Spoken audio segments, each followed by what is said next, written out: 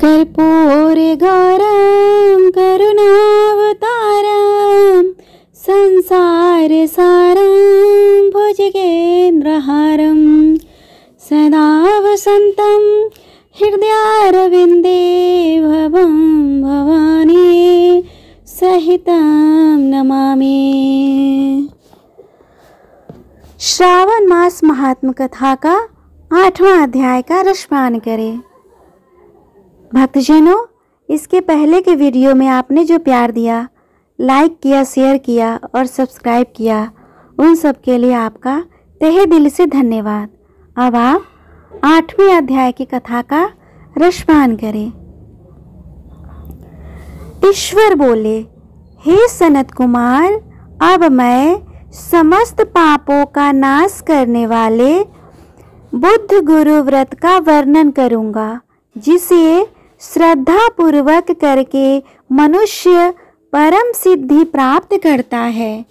ब्रह्मा जी ने चंद्रमा को ब्राह्मणों के राजा के रूप में अभिषिक्त किया।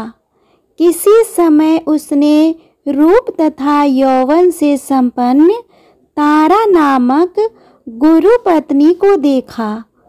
उसकी रूप संपदा से मोहित होकर वह काम के वशीभूत हो गया और उसे अपने घर में ही रख लिया।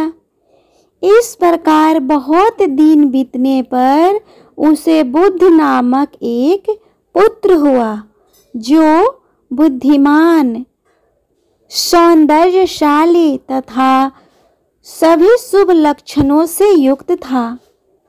गुरु बृहस्पति को ज्ञात हुआ कि तारा चंद्रमा के घर में स्थित है। तब उन्होंने चंद्रमा से कहा कि मेरी पत्नी को वापस कर दो।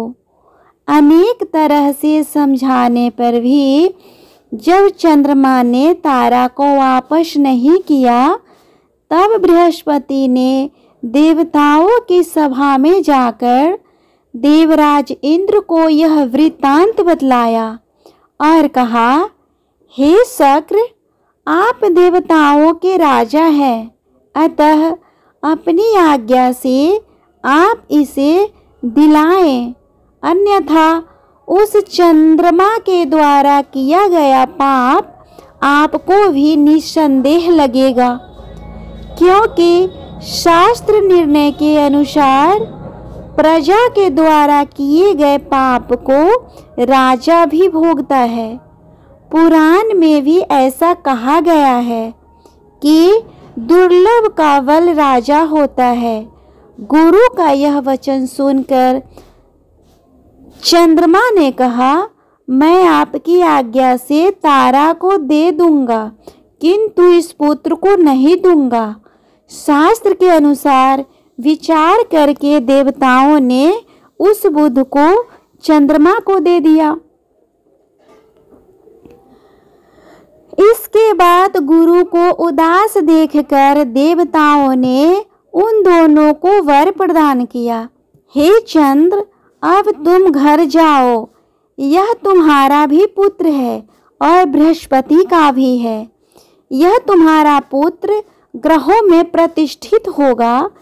हे शुक्राचार्य, आप यह दूसरा भी शुभ वर ग्रहण कीजिए कि जो बुद्धिमान व्यक्ति आप दोनों बुद्ध और गुरु का व्रत मिलकर करेगा, उसकी संपूर्ण सिद्धि होगी।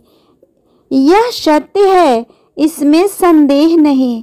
शंकर जी के लिए अत्यंत प्रिय इस श्रावण मास के आने पर जो लोग बुधवार तथा बृहस्पतिवार को पूजन व्रत करेंगे, उन्हें सिद्धि प्राप्त होगी।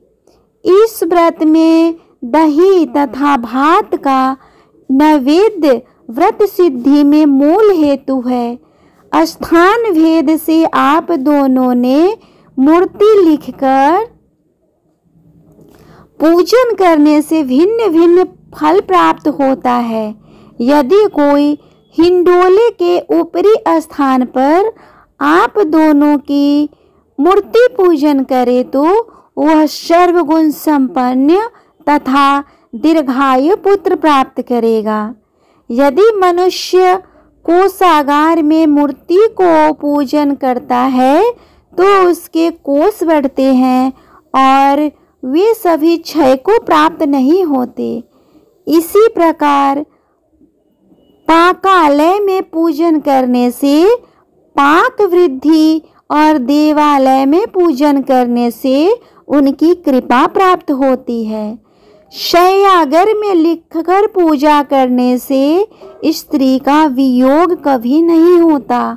धान्यागार में पूजा करने से कन्या की वृद्धि होती, धान्य की वृद्धि होती है। इसी प्रकार मनुष्य उन फलों को प्राप्त करता है। इस प्रकार 7 वर्ष तक करने के बाद उद्यापन करना चाहिए। उद्यापन से पहले दिन अधिवासन करके रात्रि में जागरण करना चाहिए। सुवर्ण की प्रतिमा बनाकर विधि पूर्वक 16 उपचारों से पूजन करके के पश्चात तिल, घृत, चारु और अपामार्ग तथा अश्वस्थ से युक्त समिधाओं से होम करना चाहिए। अंत में पूर्णाहुति देनी चाहिए।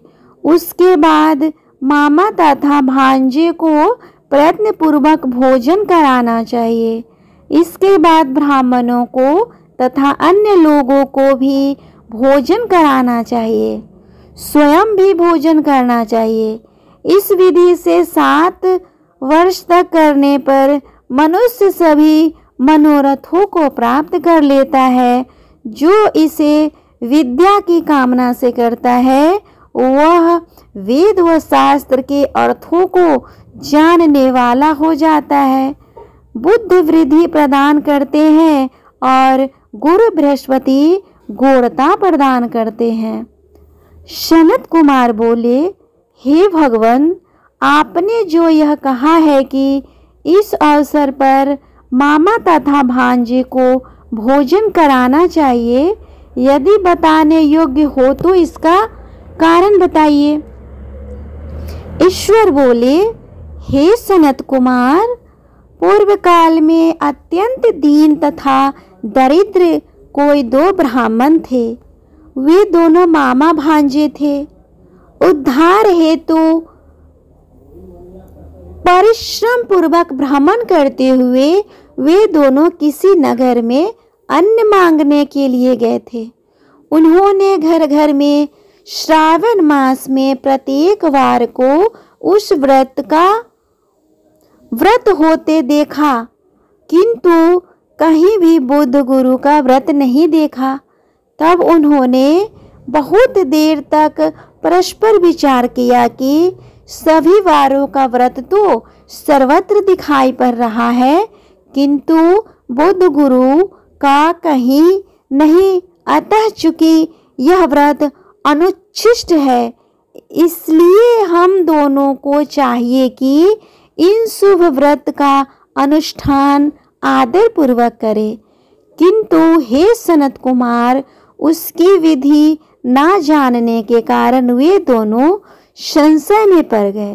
तभी रात्रि में उन्हें स्वप्न में इस व्रत की विधि दृष्टिगोचर हो गई। उसके बाद उन्होंने उसकी विधि से के अनुसार व्रत को किया, जिससे उन्होंने अपार संपदा प्राप्त की। प्रतिदिन उनकी संपत्ति बढ़ने लगी और सभी लोगों को ज्ञात भी हो गया कि इस प्रकार 7 वर्ष तक करके वे पुत्र व पौत्र आदि से संपन्न हो गए।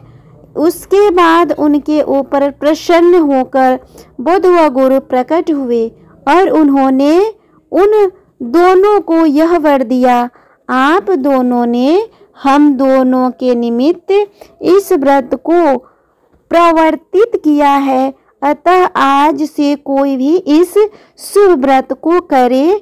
उसी व्रत की समाप्ति पर मामा तथा भांजे को प्रयत्न पूर्वक भोजन कराना चाहिए। इस व्रत के प्रभाव से उसे सभी कामनाओं की परम सिद्धि हो जाती है और अंत में चंद्र सूर्य पर्यंत उसका हमारे लोक में वास होता है। इस प्रकार स्कंद पुराण के अंतर्गत ईश्वर सनत कुमार संवाद में श्रावण मास महात्म्य में बुद्ध गुरु कथन नामक 8वां अध्याय पूर्ण हुआ। भक्तजनों, आपको यह व्रत कथा कैसा लगा प्लीज कमेंट करके बताएं, और अगर अच्छा लगा हो तो मेरे वीडियो को लाइक और शेयर करें, साथ में मेरे चैनल को भी सब्सक्राइब कर ले। और अगर आप इसके पहले का अध्याय न सुने हो तो इसकी वीडियो आपको मेरे चैनल पर इसके प्लेलिस्ट में मिल जाएंगे, वहां से भी आप सुन सकते हैं।